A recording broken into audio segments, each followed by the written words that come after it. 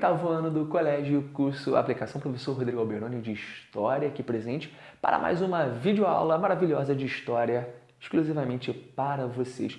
Meus amores, qual é o esquema de hoje? Hoje nós vamos fazer algo um pouquinho diferente. Eu não vou trabalhar com conteúdo novo, chegou a hora da gente revisar o que nós aprendemos até o momento e também, de realizarmos a correção das nossas atividades do livro. Então hoje eu vou corrigir atividades da nossa unidade 1, tema 2, tema 3 e tema 4 e da unidade 2, temas 1 e 2. Então se prepara aí que agora vai vir revisão, a gente vai revisar a Revolução Industrial, Antigo Regime e Iluminismo e depois correção das atividades do livro. Galera, aquele esqueminha, eu saio da frente do quadro, você anota essa revisão bolada. Vocês podem ver que tá com o esquema cheio de seta interligando tudo para vocês ficarem tranquilões para nossa provinha, beleza? Já volto.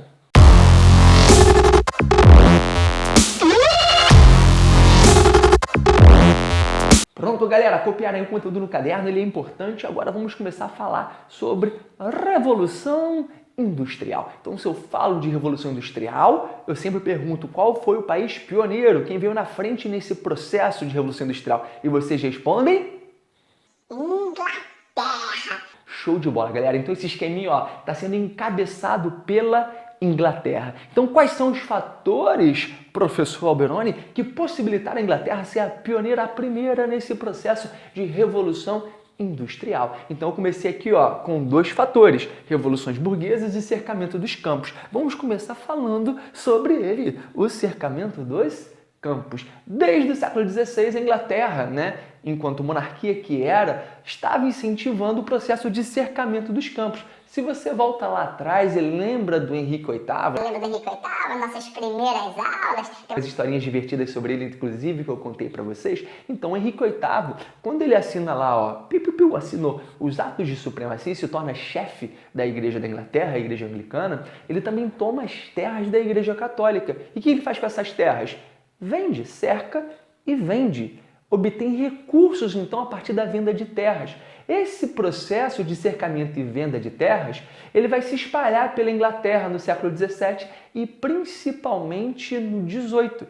Uma parte da nobreza, chamada gentry, uma nobreza poderosa, rica em terras, começa a se interessar por pegar as terras comunais, cercá-las e vendê-las. Professor, mas o que são terras comunais? Galera, vamos lembrar, assunto de 7º ano, No feudalismo, nós sabemos, que a terra dos senhores feudais era dividida em 3, O manso senhorial, terras exclusivas do senhor feudal, manso servil, onde os servos viviam, e o manso comunal, terras comuns, onde tinha um bosque, o servo podia lá tirar madeira, pescar, pegar água, frutos, cogumelos, vegetais no geral.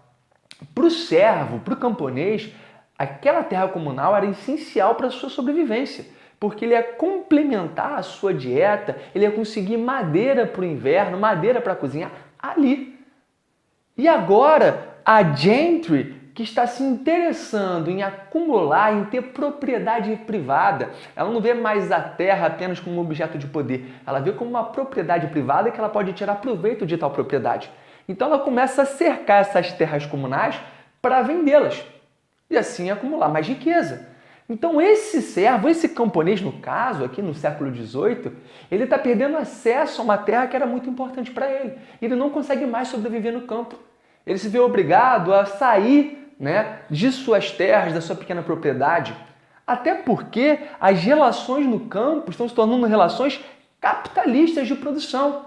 É uma ideia de que você vai trabalhar para receber um salário. E os donos dessas terras não têm interesse em manter uma quantidade tão grande de indivíduos em suas terras, até porque eles estão cercando essas terras para criar ovelhas. A necessidade de mão de obra na criação de ovelhas não é tão grande assim. Então, a partir dessa soma de fatores, está ocorrendo um processo de êxodo rural. Os indivíduos do campo estão saindo de tal região, porque ela está sendo toda transformada em propriedades privadas para a criação de ovelhas e estão indo para as cidades, se tornando mão de obra barata. Já já eu volto para cá. Por quê? Esse processo em que a própria nobreza inglesa, parte dela, a gentry, a alta nobreza, está se voltando a práticas que geram dinheiro, se aburguesando, vão contribuir para um processo na Inglaterra do século XVII chamada de revoluções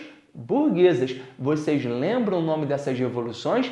Revoluções Puritana e Revolução Gloriosa. Legal? A Revolução Puritana levou Oliver Cromwell ao poder e ele vai emitir o chamado Atos de Navegação. Vocês lembram, né? Caiu na provinha. O que são os atos de navegação? Somente navios ingleses ou de origem do produto podem comercializar com a Inglaterra.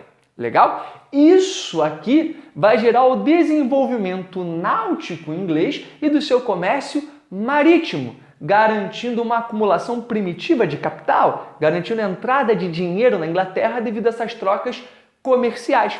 E com a Revolução Gloriosa, nós temos o quê? O Bill of Rights. Guilherme de Orange se torna o rei da Inglaterra e assina o documento Bill of Rights. O rei reina, mas não governa. Então, a partir do momento, quem está governando é o parlamento, e esse parlamento é controlado pela burguesia, que incentiva essas relações de produção e comércio. Então, nós temos aqui uma burguesia controlando o aspecto político e mudanças no campo voltada à produção, né? A criação de ovelhas para a produção de lã, que está liberando mão de obra barata para as cidades. Essa burguesia, que detém o poder político, investe na busca por tecnologias que possam melhorar a produção. A partir daí nasce a máquina a vapor e a produção maquinofaturada. Ou seja, nós temos o nascimento das fábricas. Tais fábricas necessitam de matéria-prima, carvão mineral para liberar a energia do vapor, gerar o aquecimento, e ferro para o maquinário, posteriormente para as ferrovias e também para o barco a vapor. E a Inglaterra tinha reservas naturais de carvão mineral e ferro.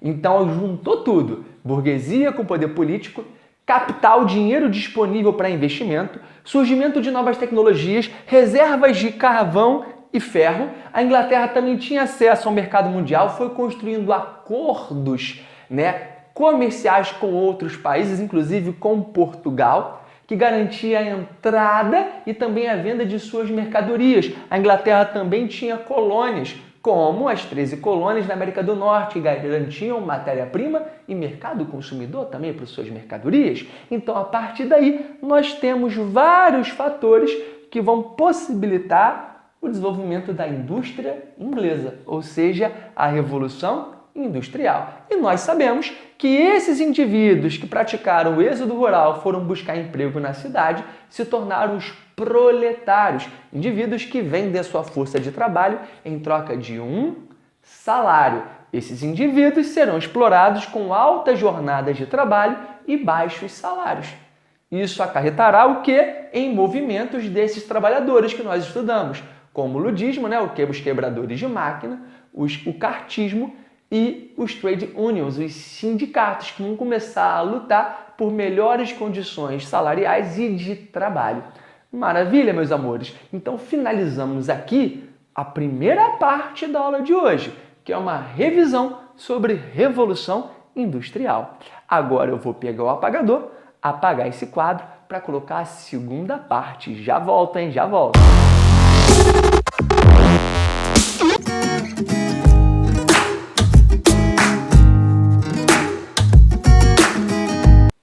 Prontinho, galera. Nossa segunda parte aqui da revisão já está no quadro, E essa revisão vai falar sobre o iluminismo. Mas antes de eu começar a falar sobre o iluminismo, a gente tem que relembrar, a qual regime, esse iluminismo vai tecer as suas críticas, Ele vai tecer as críticas ao antigo regime. Quais são as características, Alberoni, do antigo regime? O absolutismo monárquico, o poder estava concentrado nas mãos dos reis, que acabavam tornando-se déspotas, indivíduos com amplos poderes que agiam de acordo com a sua própria vontade ou então para beneficiar o grupo que os cercava, no caso a nobreza e os membros do clero. Então, antigo regime, absolutismo monárquico, Mercantilismo, conjunto de práticas econômicas controladas pelo Estado, que visavam acúmulo de metais preciosos, e a sociedade estamental, uma sociedade desigual estabelecida pelo Nascimento, em que clero e nobreza tinham privilégios, enquanto o terceiro estado era explorado. Maravilha, galera? Então o iluminismo ele vai ser um movimento que vai criticar e propor mudanças nessa estrutura do antigo regime. Algumas mudanças serão reformistas, como a linha de Voltaire, ou revolucionárias, como a linha de Rousseau. Então vamos entender agora o que foi esse iluminismo. O iluminismo tem como base a razão. Esse processo de valorização da razão, ele não é exclusivo do iluminismo, ele começa lá atrás, no século XIV, XV e XVI, com o renascimento artístico e cultural que já valorizava o uso da razão e o humanismo, né? A valorização das ações humanas. Então, lá atrás no Renascimento, inicia-se um processo de ruptura do poder da Igreja Católica sobre essa sociedade europeia, né? O momento em que o teocentrismo, a ideia de que Deus é o centro de tudo e todas as explicações, começa a perder espaço para o antropocentrismo, em que o homem é colocado como centro de tudo. Então, a partir do Renascimento, nós vamos ter no século XVII a Revolução Científica, com Francis Bacon e René Descartes, que valoriza um método científico racionalista de Descartes e experimentalista, o empirismo de Bacon. Vocês vão estudar isso em filosofia no segundo ano do ensino médio, então calma, galera, depois vocês vão entender melhor sobre isso. E aí, finalmente, no século XVIII, chegamos no Iluminismo, século das luzes, em que, através da razão, ocorreram críticas, né? No caso, ocorreram críticas à sociedade do antigo regime, ao modelo político, econômico e social. Então, eu coloquei aqui, ó, razão, o iluminismo. Então, a base do iluminismo é a razão. O precursor desse movimento, o primeiro grande filósofo que irá desenvolver as bases de pensamento iluministas é o John Locke. John Locke propõe os direitos naturais do homem. Todos os homens nascem livres com direito à vida e à propriedade privada. Ou seja, é um dever do Estado, através do contrato social, garantir a liberdade, a vida e a propriedade privada. Porém, nessa sociedade do antigo regime, nem todos os indivíduos nasciam livres de fato. Existiam indivíduos que eram privilegiados em detrimento de outros. Nem todos tinham acesso à propriedade privada também dos bens. Então, a partir das ideias iluministas, nós temos uma nova visão política, econômica e social de mundo. E essa visão terá a contribuição de Voltaire, Montesquieu e Rousseau. Voltaire, ele era um amplo defensor das liberdades individuais. Então ele está dentro do jogo do liberalismo político. Porém, Voltaire não era radical ou revolucionário. Ele acreditava que era possível utilizar as ideias iluministas para que esses monarcas modernizassem o seu poder e seguissem uma constituição, um conjunto de regras que, de certa forma, limitariam os seus poderes, garantindo as liberdades individuais. Portanto, Voltaire é um reformista, defensor da liberdade de expressão.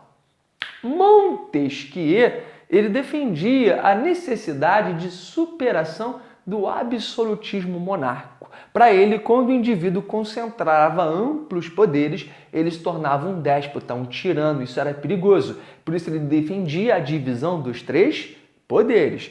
Executivo, aquele que governa, administra, né? O legislativo, o responsável por criar as leis e fiscalizar o executivo, o judiciário, que é quem julga dentro da legalidade os crimes cometidos e também fiscaliza o executivo e o legislativo. Então, através da divisão dos três poderes, nós teremos a superação do absolutismo. Essa ideia faz parte do liberalismo político. Então, se eu falo liberalismo político, eu estou falando de liberdade de expressão, liberdade de individual, né? Liberdade de participação política, direito a voto, uma constituição que limite o poder desse governante. Legal? Então, todas essas características que eu citei fazem parte do chamado liberalismo político, inclusive a divisão dos três poderes. Bacana? Outro pensador importante para a gente é o Rousseau. A ideia de Rousseau ela já é mais radical em relação ao Voltaire e a Montesquieu. Rousseau vai para uma linha de uma mudança radical revolucionária, porque para Rousseau o que deve prevalecer é a vontade geral, ou seja, o entendimento do que é melhor deve vir do povo e a função do governante é governar para este povo. Rousseau, ele apresenta críticas em sua obra à propriedade privada, mas ele entende que ela já faz parte das estruturas da sociedade, portanto não deve ser abolida. Mas apresenta críticas, pois ele percebe que a propriedade privada é um dos fatores que geram a desigualdade entre os homens. Então apresentei aqui para vocês Voltaire, Montesquieu e Rousseau, filósofos do iluminismo que vão apresentar visões políticas e sociais sobre essa sociedade europeia aí do final do século XVII e do século XVIII. Maravilha? Lembrando que o liberalismo político também vai dar espaço depois ao liberalismo econômico, sobretudo com a figura de Adam Smith, que defende que o Estado ele não deve intervir na economia, que a economia deve andar livremente. A mão invisível do mercado naturalmente irá regular preços e salários, favorecendo assim a livre concorrência. Meus amores, acabei de resumir aqui em algumas palavras o iluminismo para vocês. Se ficou ainda alguma dúvida, volte na videoaula sobre iluminismo, leia o livro de vocês, ou então a gente se encontra no Zoom, na terça-feira, para que essas dúvidas possam ser sanadas. Agora eu convido vocês a permanecerem aí, sentadinhos assistindo essa videoaula, porque irá entrar a parte de correção de exercícios. Então vamos mudar de tela? Vamos lá! Fala aí galera, mudamos de tela, vamos iniciar agora a nossa correção, como eu falei anteriormente, vamos corrigir aí da unidade 1 os temas 2, 3 e 4 e da unidade 2 os temas 1 e 2. Então eu vou aproximar aqui a tela, estamos na página 19, vou aproximar para que a gente possa ler com carinho a primeira questão. Número 1. Desenvolva um texto que explique o vínculo entre a política de cercamentos e as mudanças na produção industrial, principalmente na fabricação de tecidos, considerando a relação entre o campo e a cidade na Inglaterra a partir do século XVIII. Então, meus amores, ele quer que você elabore um texto historicamente correto, relacionando o cercamento dos campos com o processo de revolução industrial. O cercamento de campos nada mais é do que um processo que o próprio nome já diz. Pega a terra, cerca, divide essa terra e vende. Os compradores vão criar, sobretudo nessas terras, ovelhas. E aí entram dois pontos importantes que têm tudo a ver com a Revolução Industrial. O cercamento dos campos, ao criar ovelhas, possibilitou uma maior oferta de tecido. Essa ovelha, quando tosquiada, nós temos a lã. A lã é matéria-prima para a indústria têxtil, que é uma das primeiras fábricas inglesas no contexto da Revolução Industrial. Sem contar, meus amores, que com o cercamento dos campos, muitos camponeses, ou seja, indivíduos que viviam do trabalho agrícola, perderam seus empregos ou foram expulsos das terras. Essa galera, então, foi obrigada a sair do campo em direção à cidade, é o que nós chamamos de êxodo rural. Na cidade, esses indivíduos procurando emprego se tornaram mão de obra barata para as fábricas. Ou seja, a burguesia conseguia contratar esses indivíduos pagando um baixo salário, porque existia um exército de reserva de mão de obra, muita gente procurando emprego. Portanto, os salários eram muito baixos, garantindo o maior lucro a essa burguesia. Professor Alberoni, você falou muita coisa, como é que eu vou escrever isso? Eu não vou lembrar. Fica calmo que a gente vai colocar aqui agora. Então, unidade 1, tema 2, página 19, número 1. Aqui você deve colocar a seguinte informação. O cercamento dos campos para a criação de ovelhas gerou dois efeitos que contribuíram para a Revolução Industrial. O primeiro foi a maior oferta de lã para a indústria têxtil e o segundo efeito foi o êxodo rural, que provocou um aumento de mão de obra barata disponível nas cidades. Legal? Então agora nós vamos voltar aqui para a nossa tela principal. Então voltamos à nossa tela principal, vamos ampliá-la novamente. E vamos agora a número 2. A número 2 tem um texto, né, que vocês já leram em casa, porque vocês já responderam essa questão, que fala aí sobre o processo, né, de colonização britânica, como a Inglaterra se beneficiou da exploração de suas colônias. Aqui, no caso, citando a Índia, né, um texto aqui do grande historiador, infelizmente já falecido, Eric Hobsbawm. Legal? Então a letra A diz assim: identifique os produtos fornecidos pelas colônias à indústria algodoeira britânica. Galera, a própria alternativa A aqui já diz para vocês a resposta, né? As colônias, elas fornecem matéria-prima barata para as fábricas inglesas, não só para as fábricas, né? As colônias ofereciam matéria-prima barata como gêneros agrícolas também, minérios, poderiam fornecer o açúcar. Agora, se a questão está pedindo para a indústria algodoeira, o que a Índia está oferecendo aos ingleses? É o algodão, é a sua produção de algodão. A letra B diz assim: explique por que a Revolução Industrial pode ser descrita como a vitória do mercado exportador sobre o doméstico. Então, meus amores, o que acontece?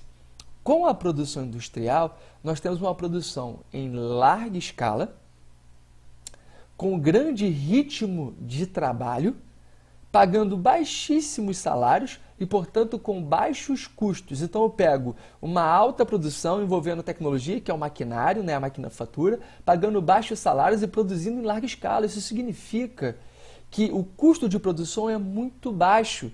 Portanto, o tecido inglês ele era mais barato que o tecido indiano, que era artesanal e demorava mais tempo para ser fabricado.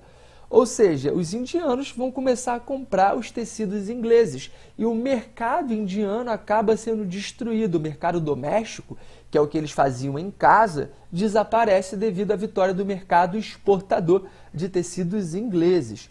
Então agora eu vou mudar de tela para a gente colocar a resposta aqui. Então, galera, ó, respostas da letra A. As colônias forneciam matéria-prima barata para a metrópole inglesa e principalmente o algodão, né? Vou botar aqui principalmente o algodão. B, porque a Revolução Industrial possibilitou um grande aumento da produção e redução dos gastos. Logo, os produtos ingleses eram mais baratos do que os domésticos. Maravilha? Beleza, meus amores? Agora vamos aqui para a unidade 1, tema 3, página 26 e 27. Então, estamos aqui já na correção do tema 3 da unidade 1. E a questão número 1 é do Enem 2010. Então vamos lá resolver uma questãozinha de vestibular, hein? Olha que moral. Então a Inglaterra pedia lucros e recebia lucros. Tudo se transformava em lucro. As cidades tinham sua sujeira lucrativa, suas favelas lucrativas, sua fumaça lucrativa, sua desordem lucrativa. Basicamente o texto está dizendo que, embora as cidades apresentassem péssimas condições, né, poluição, desordem, ignorância, favelas, elas eram lucrativas, ou seja, a burguesia sabia explorar esses indivíduos e lucrar a partir disso. Qual a relação estabelecida no texto entre os avanços tecnológicos ocorridos no contexto da Revolução Industrial inglesa e as características das cidades industriais no início do século XIX? Então a gente percebeu aí, galera, que as características dessas cidades eram péssimas, demonstrando toda a exploração. Ele cita aqui a ideia de escravização do homem, beleza? Então, letra A. A facilidade em se estabelecer relações lucrativas transformava as cidades em espaços privilegiados para a livre iniciativa, característica da nova sociedade capitalista. Esse é o objetivo da pergunta, né? A pergunta está pedindo para você relacionar esse avanço tecnológico com as características das cidades. Esse avanço tecnológico possibilitou uma vida melhor na cidade? A resposta a gente sabe que é não. Então, letra B. O desenvolvimento de métodos de planejamento urbano aumentava a eficiência do trabalho industrial. Aí que tá, não houve planejamento urbano, houve um crescimento sem planejamento, descontrolado, desordenado. As cidades viviam uma etapa de caos. Letra C. A construção de núcleos urbanos integrados por meio de transporte facilitava o deslocamento dos trabalhadores das periferias até as fábricas. Se não teve planejamento, ainda não existia um sistema de transporte eficiente para esses trabalhadores. Muitos tinham que ir a pé por longas distâncias até o trabalho. D. A grandiosidade dos prédios onde se localizavam as fábricas revelava os avanços da engenharia e da arquitetura do período, transformando as cidades em locais de experimentação estética e artística. Como eu disse, as cidades viviam um período de caos, muita sujeira, poluição, pessoas amontoadas. Então sobrou a letra E. O alto nível de exploração dos trabalhadores industriais ocasionava o surgimento de aglomerados urbanos, marcados por péssimas, aí sim, condições de moradia, saúde e higiene. Exatamente isso que vai acontecer. Muitas pessoas no mesmo território, aglomeradas uma em cima da outra com péssimas condições. De gabarito, então, letra E. Então você vai vir aí, né, marcar no seu livrinho, número 1, gabarito letra E. Beleza? Voltamos aqui então para o nosso texto. Número 2. Leia os trechos abaixo e responda a questão. Embaixo dele, né, texto 1, embaixo dela não tem moças, nela mesmo não tem nada, em cima dela fumaça, vivemos nela e as nossas vidas são tristes, frustradas, uma passagem violenta, e a cidade também lenta, a cidade também passa. Texto 2, ouço que o limpa-chaminés com um grito assusta a igreja negra de fumaça e que o suspiro do soldado aflito escorre em sangue em muros de palácios. Então, de que maneira os autores descrevem as cidades após a industrialização? Galera, eles descrevem a cidade como um local bom ou ruim? Claramente, eles descrevem a cidade de forma negativa. Por quê? Eles vão falar o tempo todo da sujeira, da poluição, da fumaça, de que eles levam uma vida triste, uma vida frustrada, marcada pela exploração e pela violência. Olha a igreja, né, marcada pela negra fumaça. Olha o suspiro do soldado aflito, olha o sangue, a morte escorrendo, a dor. Então essa é a maneira retratada no texto. Vamos lá para a respostinha padrão?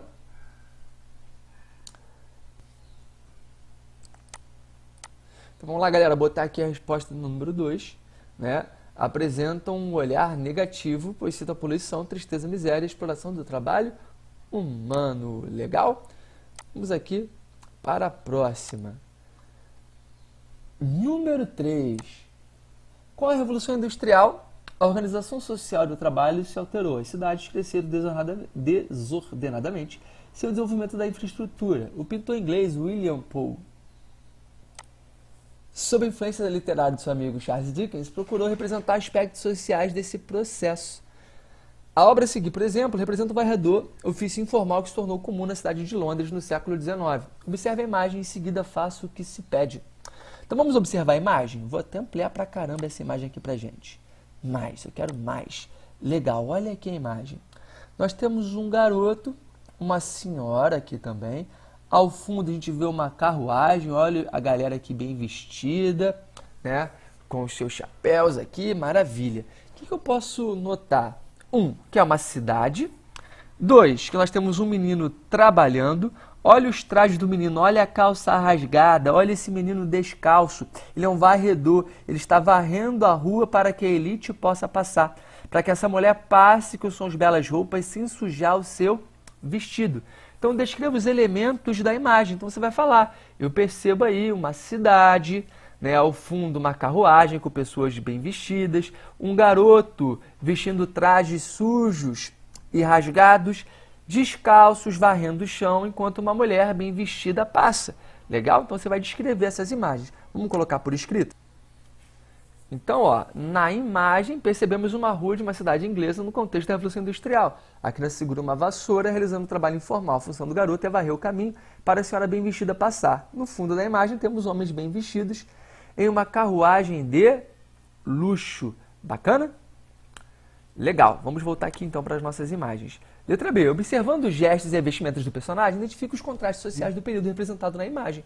Então, o contraste social é uma criança sendo explorada, né? Um trabalho informal, e principalmente a questão, ela está descalça, enquanto a mulher é extremamente bem vestida. Então, o maior contraste social em relação às roupas aí. Um indivíduo pobre, uma criança pobre, enquanto temos uma indivídua aqui, uma senhora rica. Então, vamos lá colocar a resposta escrita.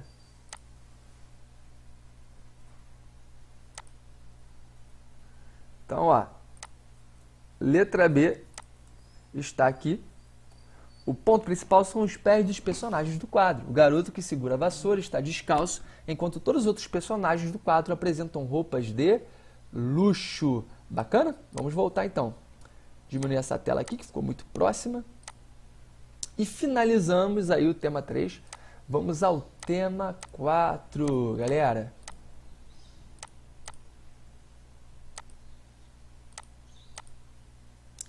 Então, o tema 4 está aqui.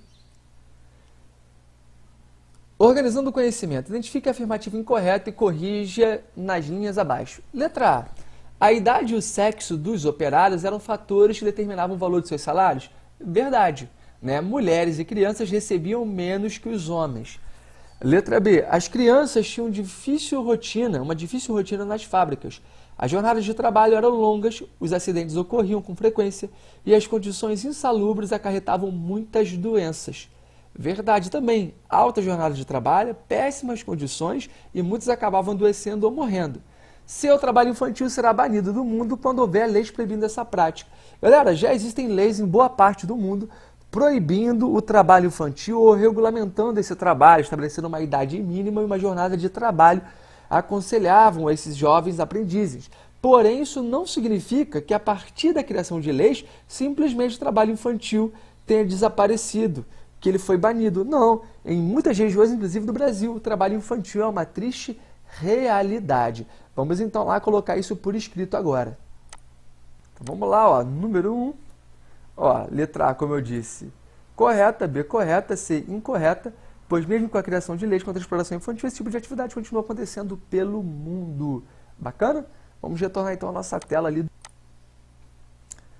Número 2. Analise as fontes. Fonte 1. Segundo a narrativa, quais eram as causas da mortalidade entre crianças pobres inglesas? Em sua opinião, quais seriam as intenções do autor ao escrever essa obra? Então você deve procurar lá no nosso livrinho, ó, a fonte 1, né, o texto 1. Então aqui, opa, achei a fonte 1. Né? E a fonte 1 fala sobre as péssimas condições de trabalho das crianças. Né? E aí o que ele diz? Ó, essa criança ela sofria com uma porção de alimento escasso, né? E muitas crianças, né, caíam doentes de frio e fome, ou então caíam no fogo por descuido e acabavam morrendo. Então essa é a dura situação das crianças na fonte 1. Vamos colocar em escrito. Então, ó, tá aí, as crianças recebiam poucos alimentos e costumavam cair doentes de frio e fome. Também caíam no fogo por descuido. A intenção do autor era de denunciar as péssimas condições de trabalho dessas crianças. Voltando aqui, ó, vamos lá para a página. Muito bem. Questão número 3. Fontes 2 e 3. Qual a relação se pode estabelecer entre a gravura e o depoimento de Sarah Carpenter? Se você pegar ali as fontes 2 e 3, vocês percebem uma série de depoimentos sobre violência sofrida por essas crianças. E na imagem tem claramente um capataz batendo na cabeça de uma criança. Então a gente pode perceber que as relações abusivas, a violência eram utilizadas como forma de controle, né, da exploração dessas crianças. Olha que situação lamentável, meus amores. Então vamos aí à parte escrita. Então, ó, podemos estabelecer que as crianças sofriam duros castigos físicos. Tranquilo? Tristeza, né, meus amores? Então vamos a número 4 agora. Fontes 4 e 5. Quais semelhanças e diferenças existem entre os trabalhos infantis na Revolução Industrial e o que é praticado atualmente? Então, a fonte 4 e 5 apresentam um trabalho infantil na Revolução Industrial e depois um trabalho infantil exercido por crianças hoje em dia, né? E aí vocês percebem o que? Se você olhar a fonte 4 e 5, pega aí o seu livro, vai lá na fonte 4 e 5 e observa. Você percebe que as crianças continuam com uma alta jornada de trabalho, elas continuam recebendo atividades repetitivas, continuam sendo pessimamente remuneradas, continuam ficando, né, exercendo a mesma tarefa e posição por muito tempo. Então, né, nós percebemos essas péssimas condições. Vamos à parte escrita. Então, ó, péssimas condições de trabalho, baixos salários, trabalho repetitivo e na mesma posição. Dor, castigos físicos também são frequentes em ambas. Legal? Voltando aqui ao nosso texto, por uma nova atitude. Imagine que você é uma criança inglesa que trabalha numa fábrica do século XIX e que, com outras crianças, resolveu escrever uma petição ao parlamento britânico. Opa, lembra o cartismo, hein, galera? Expondo sua condição de vida e reivindicando a proibição do trabalho infantil e a garantia de instrução pública e gratuita para todas as crianças, entre outros direitos. Então, essa aí, galera, é uma resposta pessoal que tem a ver com a criatividade de vocês. Então, eu quero que vocês elaborem o texto aí, né?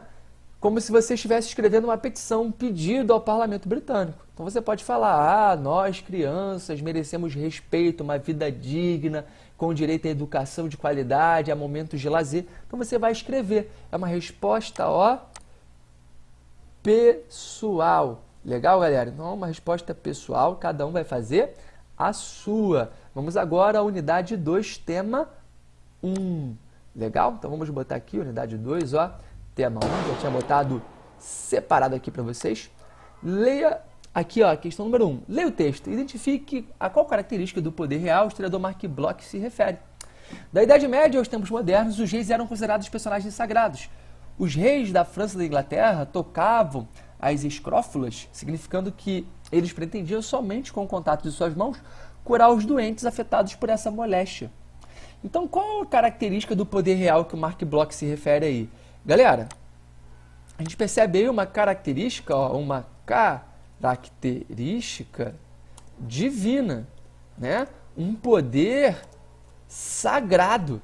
Parece que o poder desse rei emana de Deus, ele tem poder de cura, inclusive, na visão, né, do pensamento medieval e do início da Idade Moderna. Então, uma característica divina, um poder sagrado. Legal? Próximo aqui, ó, número 2. Observe a charge e responda a questão. Então, essa charge nós temos um membro do clero, um membro da nobreza e, por baixo, sustentando todo o peso, um membro do terceiro estado. Então, olha o que diz aqui, ó, dízimos, impostos e corrupção.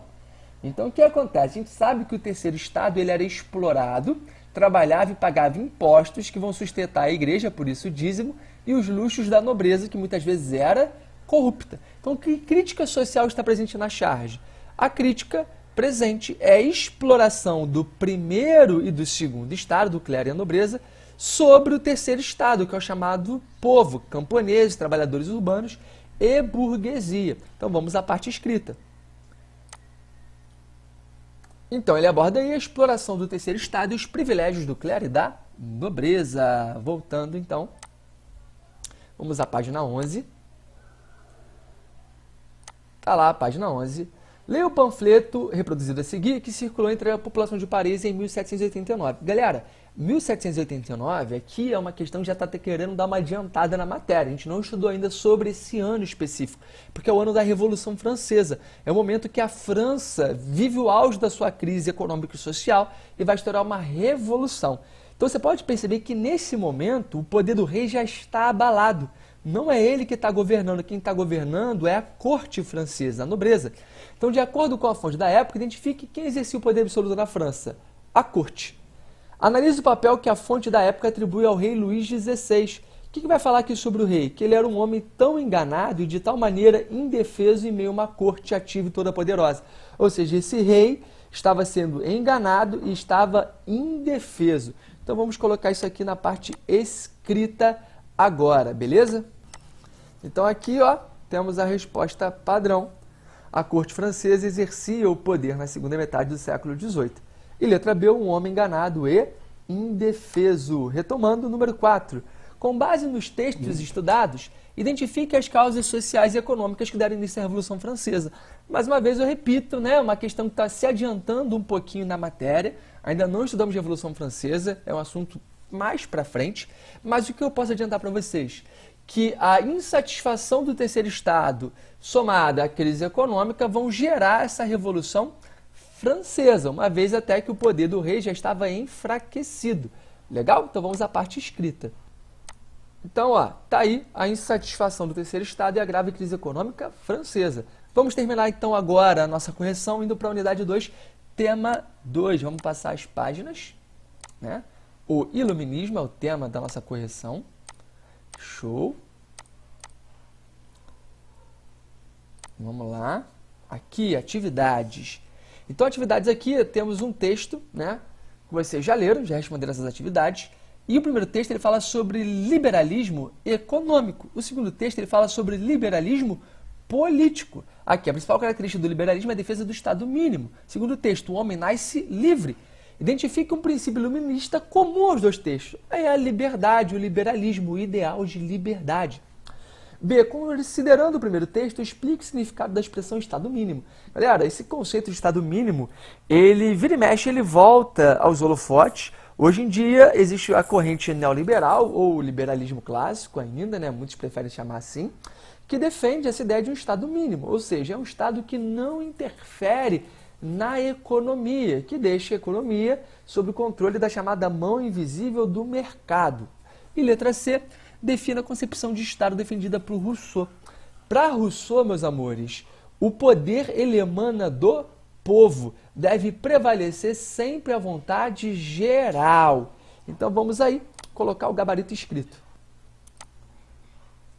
Então aí está a nossa respostinha. Letra A, liberdade. Letra B, um Estado que interfere o mínimo possível na economia, garantindo a ação da mão invisível. E letra C, um Estado em que a vontade geral prevaleça. Vamos agora, né, para a nossa próxima aí, galera. Ó, número 2. Aqui tem um trecho muito bacana da obra O Espírito das Leis, do Montesquieu. Então, realize a leitura do texto para a gente responder. Letra A. No trecho produzido, localiza de que maneira Montesquieu critica a organização social e política da França do período. Ele critica logo no início aqui, meus amores, quando ele diz que a forma de poder é uma forma despótica, né? O despotismo, um monarca que tem poder absoluto e se torna um tirano, que interfere diretamente nas ações políticas, econômicas e jurídicas do povo, né? Abusando do seu poder, beleza? E para esse autor, como seria possível conter esses abusos? Montesquieu está defendendo a divisão dos poderes. Cada poder deveria ser independente e um fiscalizar as ações do outro. Letra B. Segundo Montesquieu, quantos tipos de poder existem em cada Estado? Então ele defende o quê? Que o Estado ele é dividido em três, né? Existem três tipos de poderes: o legislativo, o executivo e judiciário. O executivo é aquele que administra e observa quais são as demandas da população. O legislativo ele cria as leis e fiscaliza o trabalho do executivo. E o judiciário é aquele que vai julgar, vai seguir as leis jurídicas para julgar os crimes de maneira justa. Tranquilo, galera? Então vamos à parte escrita. Então, ó, número 2 aqui, parte escrita, letra A. Ele criticava o poder despótico do rei da França, defendendo a divisão dos poderes. Letra B, são os três poderes: executivo, legislativo e judiciário. O poder executivo é responsável pela administração e observação das demandas das esferas públicas. O poder legislativo é responsável pela criação das leis e fiscalização das ações do executivo. Já o poder judiciário tem a função de julgar. Legal, galera? Terminamos aí, então, a nossa correção. Eu sei que não é a maneira mais agradável de se corrigir os exercícios, mas é essencial esse diálogo nosso aí, observando questão por questão, depois observando a parte escrita. Lembrando que o arquivo aí que eu acabei de montar com vocês da parte escrita será enviado junto com o nosso roteiro de estudos para que vocês possam acompanhar em casa também. Então valeu, galera, até a próxima, beijão. O professor está morrendo de saudade de vocês. Tchau, tchau.